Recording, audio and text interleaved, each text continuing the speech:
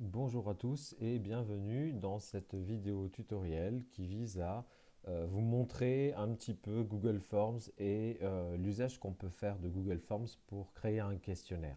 Donc là, pour utiliser Google Forms, il vous faut une adresse mail Google. Vous allez sur l'application Google Forms que vous allez pouvoir trouver en ligne très facilement. Ensuite, vous pouvez créer un questionnaire. On arrive sur cette interface. Donc tout d'abord, il faut absolument penser à indiquer un titre à votre questionnaire. Ensuite, ce que Google appelle la description, qui est en fait l'introduction du questionnaire. Donc là, je vais vous proposer un de mes questionnaires qui est tout simple, pour lequel je n'ai pas encore de réponse, mais qui vous permettra d'avoir quelques éléments pour comprendre. Alors, ensuite, les différentes questions. Donc là, comme vous voyez déjà là, sur cette interface, vous avez rubrique ici 1 sur 3, ce qui veut dire que j'ai 3 rubriques. On peut dire aussi section sur Google Forms. Ce sont les deux terminologies utilisées. Sur la première rubrique, je vais demander si la personne qui répond est un homme ou une femme. Vous voyez, à chaque fois que j'ai un rond qui apparaît, ça veut dire qu'il n'y a qu'une seule réponse possible, contrairement au fait qu'il y a un carré. Là, je vais rentrer dans la question et quand j'entre dans la question, on va voir une série d'éléments. Première chose, vous pouvez ajouter un visuel qui est propre à la question, de la même façon que vous pouvez ajouter un visuel propre à chaque réponse possible, si vous voulez montrer par exemple ce dont il s'agit. Vous avez le type de question.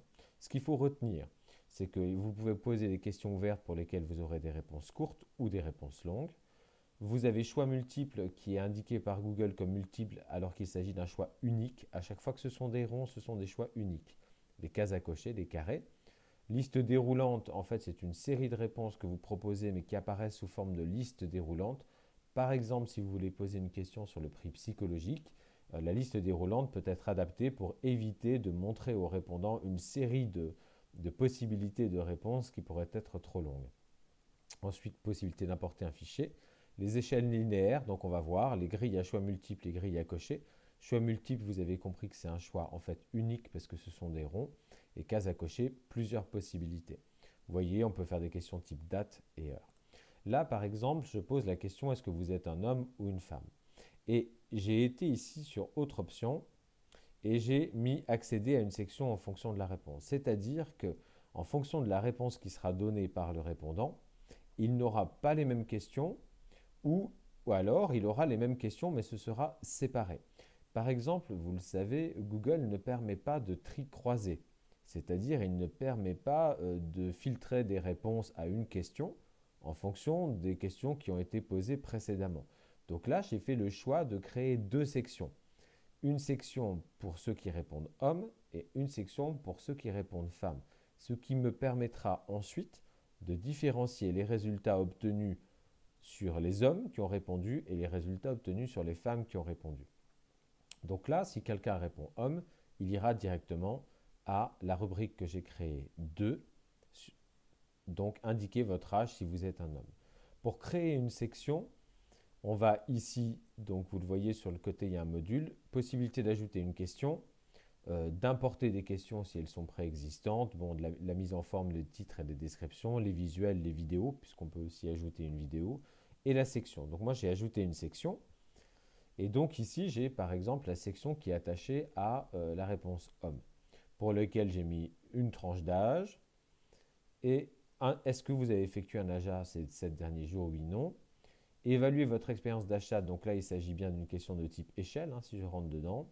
Vous voyez, j'ai mis ici de 0 à 10 et donc on est sur une échelle linéaire, donc ce qui veut dire que le répondant devra faire un choix. Ensuite, j'ai mis à quel moment avez-vous effectué vos achats en ligne et là j'ai utilisé le modèle grille à cocher, grille de cases à cocher. J'ai mis les différents jours en ligne et les différentes tranches horaires en colonne. Et comme vous avez pu le constater avant, voilà comment ça apparaîtra pour le répondant qui pourra cocher plusieurs réponses bien entendu puisque ce sont des carrés. Si j'ai mis des grilles à choix multiples de Google, ça aurait été des ronds. Et si ça avait été des ronds, ça aurait pas, un seul choix aurait été possible par ligne.